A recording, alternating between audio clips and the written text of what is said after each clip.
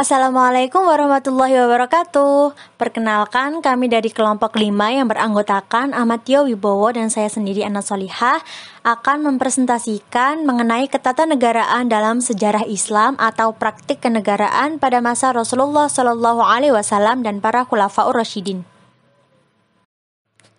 Sekarang kita masuk pada ketatanegaraan pada masa Rasulullah SAW. Pembentukan hukum Islam pada masa Rasulullah SAW itu terbagi menjadi dua, yaitu periode Mekah dan periode Madinah. Kita bahas periode Mekah terlebih dahulu. Pada pertama yaitu periode Mekah, pengikut Nabi Muhammad ketika itu masih sedikit, sehingga pesan-pesan wahyu Al-Quran belum efektif berjalan di tengah-tengah masyarakat. Pengikut Nabi Muhammad yang masih minoritas belum tampil sebagai komunitas yang dapat mengubah tatanan masyarakat. Bahkan, penindasan dan permusuhan yang dilancarkan oleh kaum kafir Quraisy terhadap Nabi Muhammad dan pengikutnya semakin hebat. Dan puncaknya adalah hijrahnya Nabi Muhammad bersama pengikutnya di Madinah. Pada masa atau pada periode pertama ini atau periode Makkah, Nabi Muhammad lebih menekankan atau mengajarkan pada akidah atau ketauhidan kepada Allah. Kita masuk pada periode kedua yaitu periode Madinah. Berbeda dengan respon masyarakat sebelumnya, keberadaan Nabi Muhammad di Madinah dan ajarannya mendapat tempat dan simpati. Nah, hal ini tuh terbukti adanya peristiwa Bai'ah Al-Aqabah 1 dan adanya Bai'ah Al-Aqabah 2 yang diikuti oleh 12 penduduk Yasrib pada Bai'ah Al-Aqabah 1 dan diikuti 73 penduduk pada musim haji pada Bai'ah Al-Aqabah 2. Nah, pada peristiwa ini mereka menyatakan diri untuk masuk Islam, hanya menyembah Allah dan meninggalkan perbuatan jelek dan patuh kepada Nabi Muhammad.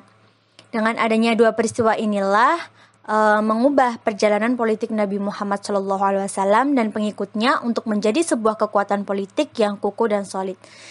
Selain itu juga peristiwa tersebut menjadi titik awal pendidikan sebuah negara, yakni negara Madinah. Dari masyarakat ini Nabi Muhammad membuat sebuah piagam Madinah pada tahun pertama Hijriyah. Nah, dalam piagam itu dirumuskan kebebasan beragama, hubungan antar kelompok, kewajiban mempertahankan kesatuan hidup, dan lain-lain. Nah, yang itu dirinci pada 47 pasal. Nah, berdasarkan isi piagam Madinah itulah warga Madinah majemuk secara politik, dibina di bawah kepemimpinan Nabi Muhammad. Dengan ini, Nabi Muhammad bertindak sebagai kepala negara dengan piagam Madinah sebagai konstitusinya. Dengan hadirnya piagam Madinah, untuk itu negara Madinah dapat dikatakan sebagai negara dalam pengertian yang sesungguhnya karena telah memenuhi syarat-syarat pokok terbentuknya negara, yaitu adanya wilayah, adanya penduduk, adanya pemerintah, serta adanya undang-undang dasar. Piagam Madinah. Madinah yang dibentuk oleh Nabi Muhammad SAW diikat dalam sebuah syahifiyah atau piagam yang mengatur hak-hak dan kewajiban-kewajiban warga masyarakat yang terdiri dari banyak golongan. Syahifiyah atau sering disebut Piagam Madinah atau Konstitusi Madinah atau Undang-Undang Dasar Madinah berpegang pada prinsip kemerdekaan dan penghormatan yang sesungguhnya terhadap hak-hak dasar manusia dan menyerahkan urusan kemasyarakatan atau duniawi kepada umat sendiri dalam hal yang berkaitan dengan perincian pelaksanaan pengaturan kehidupan masyarakat di luar masalah-masalah yang bersifat ubudiyah. Said Ramadan dalam bukunya Islamic Law mencatat ada 3 hal penting dalam Piagam Madinah. Yang pertama, telah terciptanya sosial politik di negara Madinah yang terdiri dari orang-orang Islam dan non-Muslim. Yang kedua, kedudukan orang-orang Yahudi diatur jelas dalam Piagam Madinah. Dan yang terakhir, adanya jaminan persamaan baik perlindungan maupun keamanan bagi orang-orang Islam dan non-Muslim. Selanjutnya, Nabi sebagai kepala negara. Nah, di sini di Madinah, Nabi sebagai kepala negara dan kedudukannya juga sebagai kepala pemerintahan. Yang kedua, Nabi sebagai pengambil keputusan. Namun dalam praktiknya Nabi Muhammad itu menjalankan pemerintahan itu tidak terpusat di tangan beliau, akan tetapi dalam pengambilan keputusan ada kalanya Nabi itu berkonsultasi atau bertukar pendapat dengan pemuka-pemuka masyarakat. Yang selanjutnya yaitu politik dalam negeri.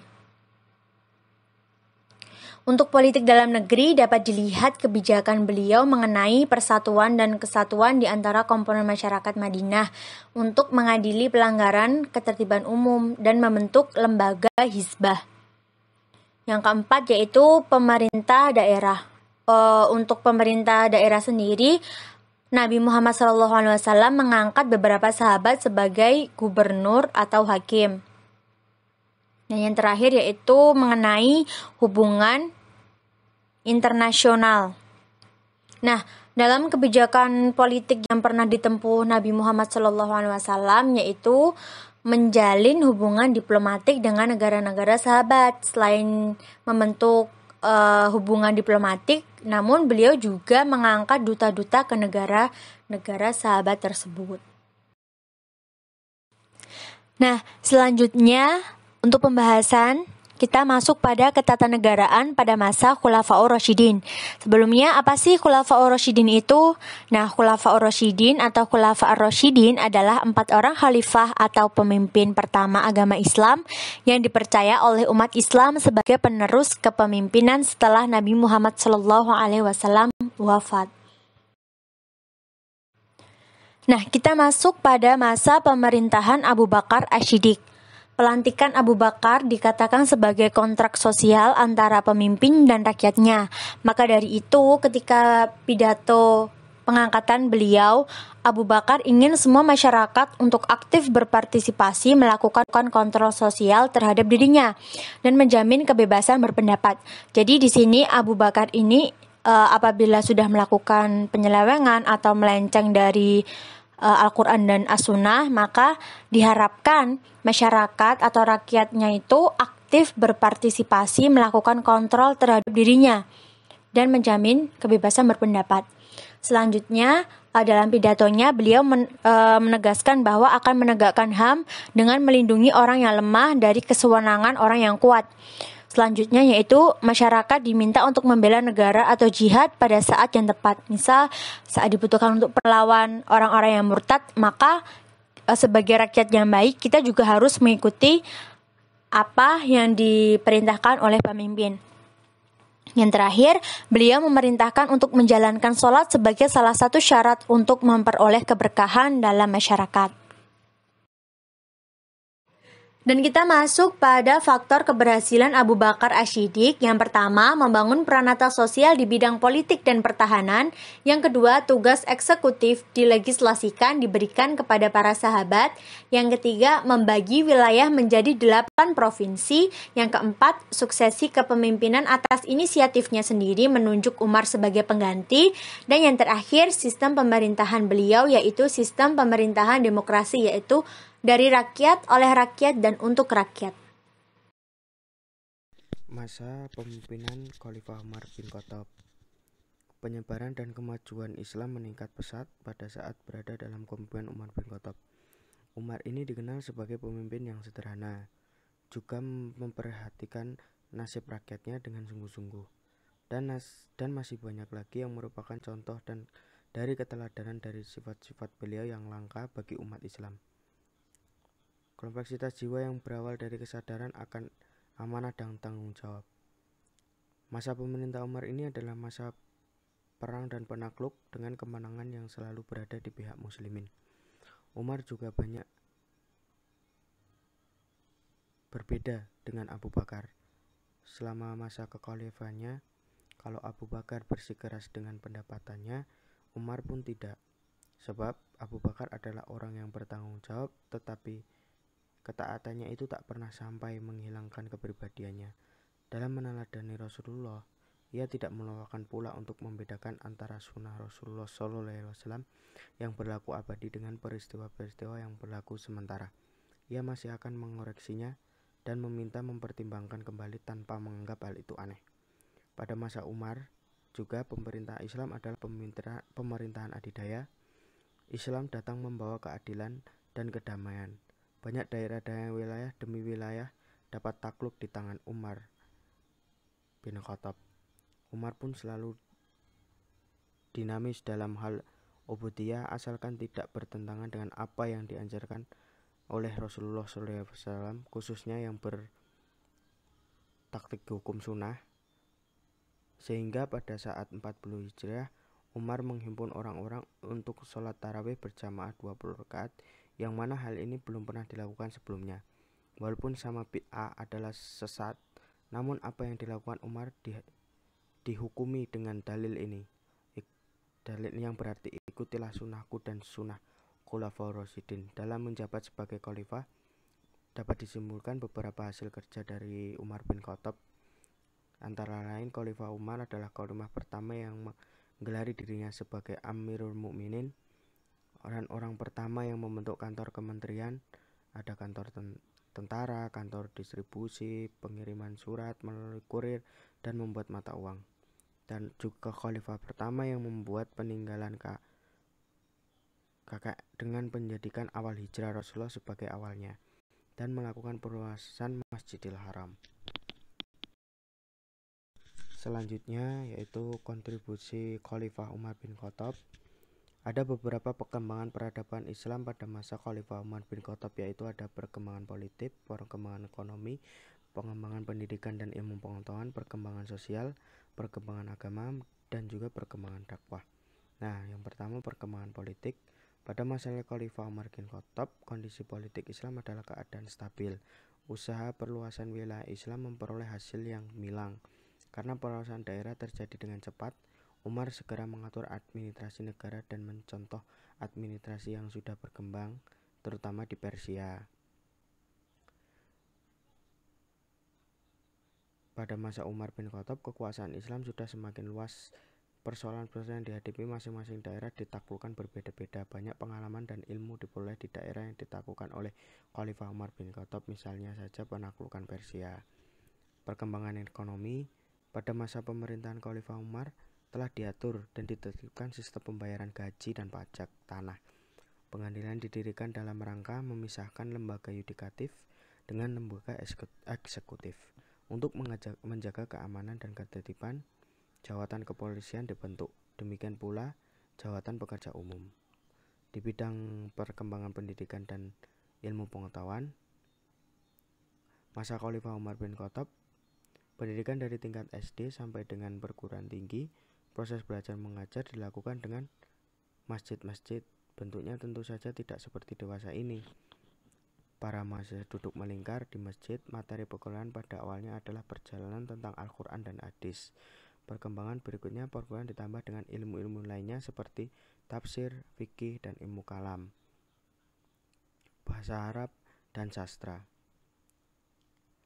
Untuk pendidikan sekolah dasar, penyelenggaraan di Kutab-Kutib. Materi pendidikannya selain seperti disebutkan di atas, masih ditambah lagi dengan pelajaran agama. Selanjutnya perkembangan sosial.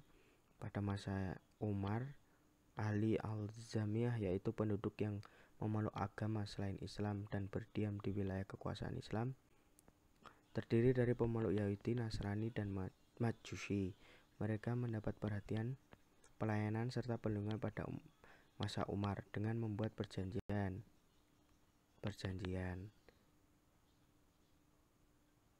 Pada masa kepemimpinannya, Khalifah Umar sangat memperhatikan kepada keadaan sekitarnya seperti kaum kafir, miskin, dan anak yatim piatu, juga mendapat perhatian yang besar dari beliau. Selanjutnya perkembangan agama. Keadaan Islam pada masa Khalifah Umar sudah mulai kondusif dikarenakan kepemimpinan yang loyal, adil, dan bijaksana. Pada masa perkembangan agama ini, Islam mulai merambah ke dunia luas, yaitu dengan menaklukkan negara-negara yang kuat agar Islam dapat tersebar ke penjuru dunia. Dan yang terakhir adalah perkembangan dakwah. Dakwah ini dilakukan secara bergantian, dilakukan oleh para khalifah dengan perjuangan yang berat dan keimanan yang kokoh. Islam disebarkan ke seluruh penjuru mata angin. ke timur sampai ke Persia, ke sebelah utara dakwah Islam mencapai ke negeri Syria, sedangkan ke bagian barat mencapai negeri Syria juga. Sedangkan ke bagian barat mencapai negeri Mesir. Pada masa Khulafaur Rasyidin, dakwah Islam bukan saja dengan jalan membebaskan wilayah dari kekuasaan orang-orang kafir, melainkan juga memberikan penerangan-penerangan melalui para da'al dan mubalik. Selanjutnya pada masa Utsman bin Affan, sistem pemerintahan pada masa Khalifah Utsman bin Affan dilakukan dengan memberikan otonomi penuh kepada daerah.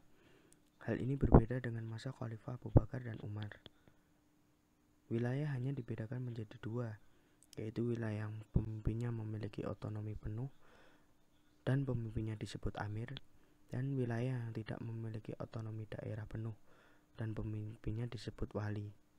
Pada zaman Khalifah Utsman bin Affan terjadi perubahan sistem pemerintah, sehingga semua wilayah memiliki otonomi penuh. Oleh karena itu, semua pemimpin wilayah jabatan setingkat gubernur yang berjumlah 10 wilayah bergelar amir, pembagian wilayah otonomi dan amirnya. Pada masa pemerintahan Khalifah Utsman bin Affan, banyak sekali pemberontakan yang terjadi karena Khalifah Utsman lebih banyak memasukkan anggota keluarga untuk menjadi anggota pemerintahan. Dari peristiwa inilah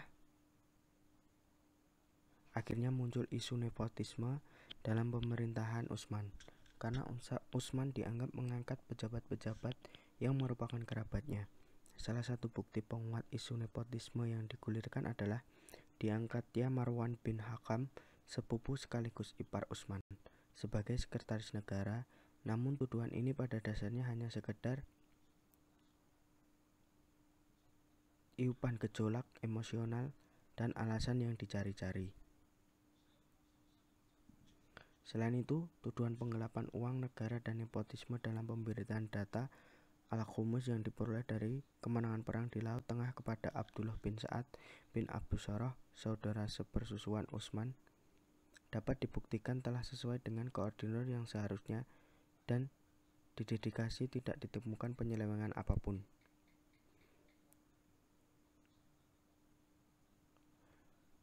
Dan pada kebijakan-kebijakan Utsman ini muncul kebijakan kontroversial. Pada masa Utsman, kebijakan kontroversial Utsman bin Affan muncul dari beberapa sebab. Sebab paling utama dari munculnya kebijakan kontroversial ini merupakan akibat dari kelemahan Utsman bin Affan dalam menghadapi sikap keluarganya. Lemahnya sikap Utsman diakibatkan umur yang sudah tua dan latar belakang kehidupannya sebagai seorang pedagang yang tidak berwatak keras, akan tetapi fleksibel. Beberapa kebijakan ekonomi yang dinilai kontroversial antara lain menjual harta dan tanah rampasan perang, mengganti kepala pengurus Bait Mal yaitu Zaid bin Arqam yang digantikan oleh Zaid bin Haris, membagi rampasan perang yang dinilai tidak adil karena yang diberikan kepada tentara sangatlah kecil jumlahnya, memberikan pinjaman dari Baitul Mal seperti kepada Abdullah bin Khalid, dan tentu saja ia dianggap korupsi oleh orang yang tidak tahu. Yang selanjutnya adalah kesuksesan Khalifah Utsman bin Affan, yaitu antara lain dia bisa memperluas wilayah Islam dan perluasan Masjid Nabawi, membangun beberapa angkatan laut, dan juga membukukan Al-Quran. Yang selanjutnya adalah masa pada Ali bin Abi Thalib.